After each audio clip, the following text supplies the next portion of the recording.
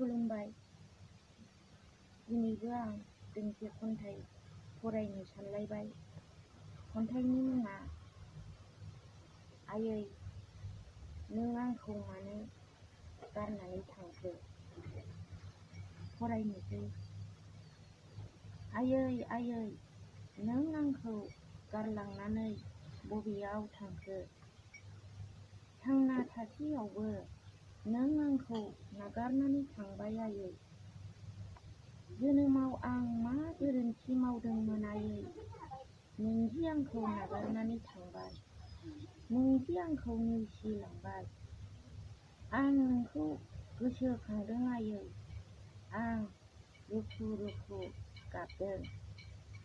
लैथो लैथोमा बायदि सागर महासागर बायदि रुगुं गैयै नोंनि अननाया अन्थाइ थाफाखौ मानो गोबानानै लाखो नों आयै। सम आरो बोथोरनि दैदेननायाव माब्लाबा जागोन रानस्राव बालाहामा। हारां हाखां अन्थाइ थाफा फैफिनदो आयै फैफिनदो। आं नोंनि अननायनि गोजोन बिखायाव उफ्ले उफ्ले थानो हांखुर जादों।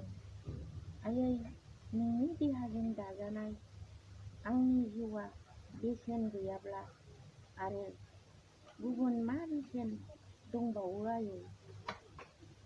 आयै आंहा गां गैया। आयै आं बिरनो रोङा। आंखौ बिरनो फोरों आयै। आंखौ आदार एरजानो फोरों आयै।